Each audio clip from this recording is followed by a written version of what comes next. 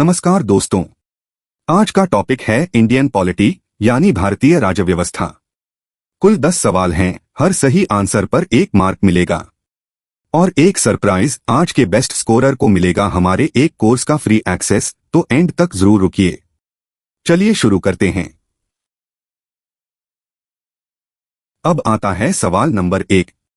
Political theory के free chapter के अनुसार लॉ को अदर रिगार्डिंग एक्शंस पर कब रोक लगानी चाहिए। अब देखिए चारों ऑप्शंस। ऑप्शन ए, जब एक्शंस डेफिनेट इंडिविजुअल्स को सीरियस हार्म पहुंचाएं। ऑप्शन बी, किसी भी सोशल डिसअप्रूवल पर। ऑप्शन सी, जब मेजॉरिटी विरोध करे। ऑप्शन डी, केवल स्टेट के खिलाफ एक्शंस पर। आपके पास 10 सेकंड्स हैं, सोचिए और सही आंसर चुनिए।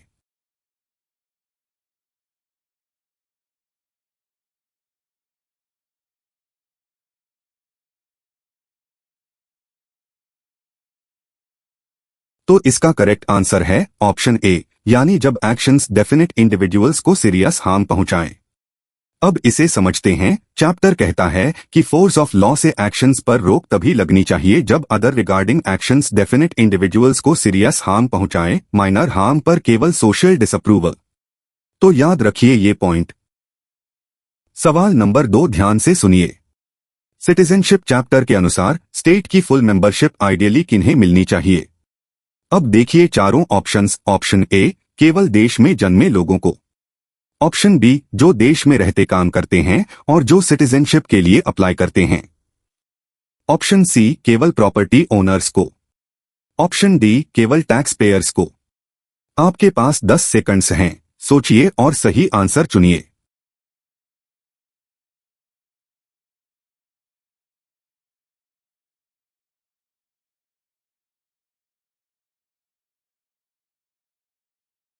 तो इसका करेक्ट आंसर है ऑप्शन बी, यानी जो देश में रहते काम करते हैं और जो सिटीजनशिप के लिए अप्लाई करते हैं। अब इसे समझते हैं। चैप्टर के अनुसार स्टेट की फुल मेंबरशिप उन सभी को मिलनी चाहिए जो देश में ऑर्डिनरीली रहते काम करते हैं और जो सिटीजनशिप के लिए अप्लाई करते हैं। यह यूनिवर्सल और इंक्लूसिव सिटीजनशिप का विचार है। तो याद रखिए ये पॉइंट। अगला सवाल number 3। Social and political life chapter के अनुसार डेमोक्रेसी में इंडिपेंडेंट मीडिया क्यों जरूरी है। अब देखिए चारों ऑप्शंस। ऑप्शन ए, सत्ताधारी पार्टी को सपोर्ट करने के लिए। ऑप्शन बी, जुडिशरी की जगह लेने के लिए। ऑप्शन सी, सिटीजन्स मीडिया की जानकारी के आधार पर एक्शन लेते हैं। ऑप्शन डी, केवल एंटरटेनमेंट के लिए। आपके पास 10 सेकंड्स हैं, सोचिए और सही आंसर चुनिए।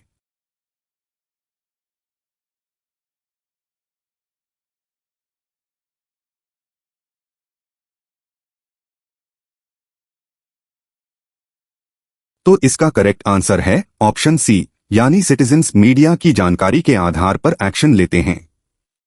अब इसे समझते हैं। चैप्टर कहता है कि मीडिया जो जानकारी देता है उसी के आधार पर हम सिटीजन्स एक्शन लेते हैं, इसलिए इंडिपेंडेंट मीडिया डेमोक्रेसी के लिए जरूरी है। तो याद रखिए ये पॉइंट। देखिए सवाल नंबर 4।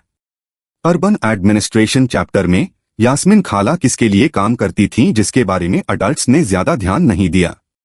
अब देखिए चारों options. Option A, police department. Option B, schools. Option C, private factory. Option D, municipal corporation. आपके पास 10 सेकंड्स हैं, सोचिए और सही आंसर चुनिए। और हाँ, अब तक आपने कितने आउट ऑफ 4 सही किए कमेंट सेक्शन में जरूर बताइए।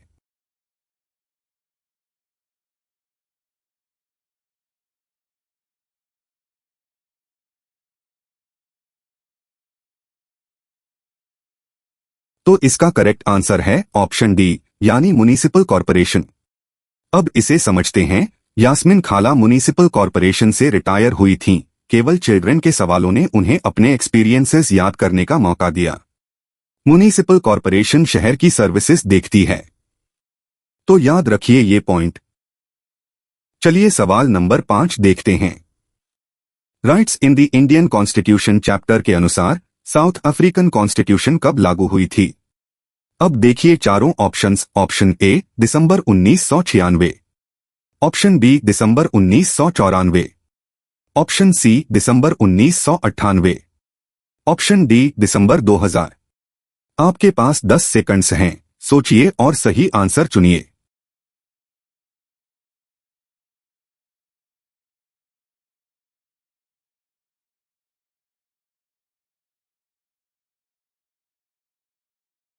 तो इसका करेक्ट आंसर है ऑप्शन ए, यानी दिसंबर 1996।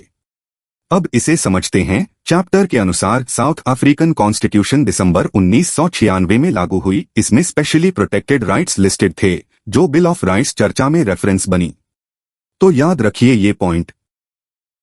अब आता है सवाल नंबर 6। सरदार पटेल और अंबेडकर ने नेशनल यूनिटी के लिए कॉन्स्टिट्यूशन का मेन गोल क्या माना? अब देखिए चारों ऑप्शंस। ऑप्शन ए, कानून से forced unity. Option B, true fraternity बटा एक community. Option C, cultural uniformity. Option D, linguistic standardisation. आपके पास 10 सेकंड्स हैं, सोचिए और सही आंसर चुनिए।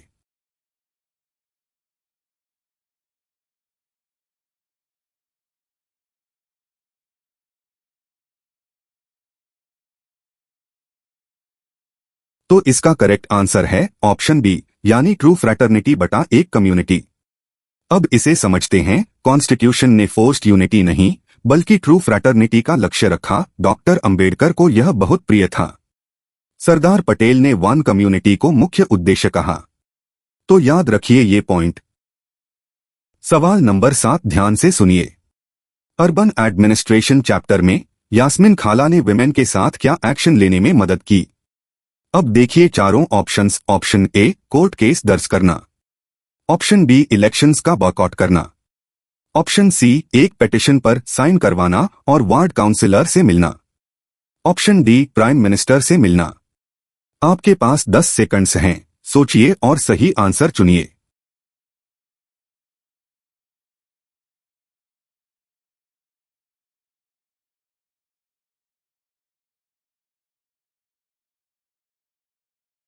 तो इसका करेक्ट आंसर है ऑप्शन सी, यानी एक पिटीशन पर साइन करवाना और वार्ड काउंसिलर से मिलना। अब इसे समझते हैं। यास्मीन खाला घर घर जाकर फैमिलीज से पिटीशन पर साइन करवाईं। अगली सुबह विमेन और वार्ड काउंसिलर ने मिलकर एक्शन लिया। यह लोकल पार्टिसिपेशन का उदाहरण है। तो याद रखिए ये पॉइंट। अगला सवाल नंबर 8। गारमेंट ट्रेड के विवरण के अनुसार बाजार के मर्चेंट्स यार्न कहां से परचेस करते हैं? अब देखिए चारों ऑप्शंस। ऑप्शन ए, सीधे वीवर्स से। ऑप्शन बी, फॉरेन इंपोर्टर्स से। ऑप्शन सी, गवर्नमेंट डेपोट्स से। ऑप्शन डी, अन्य ट्रेडर्स से और विलेज वीवर्स को सप्लाई करते हैं। आपके पास 10 सेकंड्स हैं, सोचिए और सही आंसर चुनिए। और दोस्तों, यहां तक का आपका स्कोर क्या रहा? आउट ऑफ 8 में कितने सही? कमेंट्स में शेयर कीजिए। बेस्ट स्कोरर को फ्री कोर्स मिलने वाला है, याद रखिए।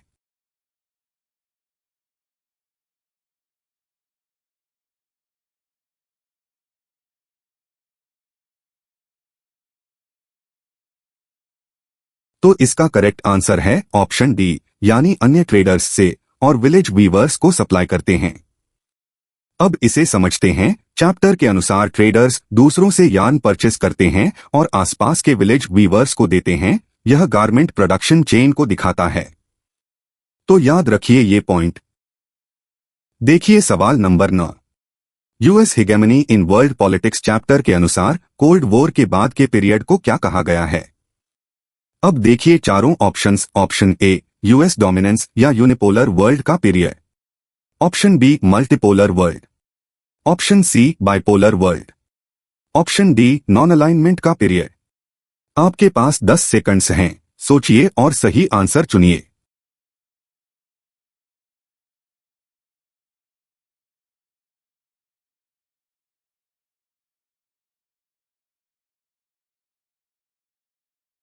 तो इसका करेक्ट आंसर है ऑप्शन ए, यानी यूएस डोमिनेंस या यूनिपोलर वर्ल्ड का पीरियड।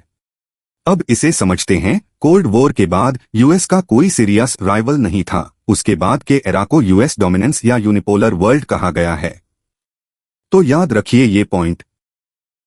चलिए सवाल नंबर 10 देखते हैं।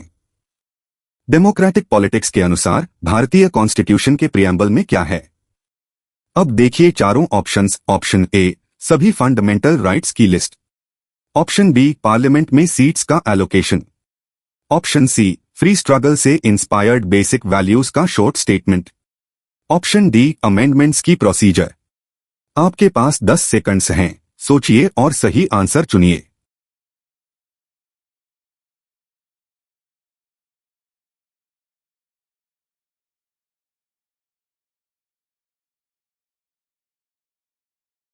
तो इसका करेक्ट आंसर है ऑप्शन सी, यानी फ्री स्ट्रगल से इंस्पायर्ड बेसिक वैल्यूज का शॉर्ट स्टेटमेंट।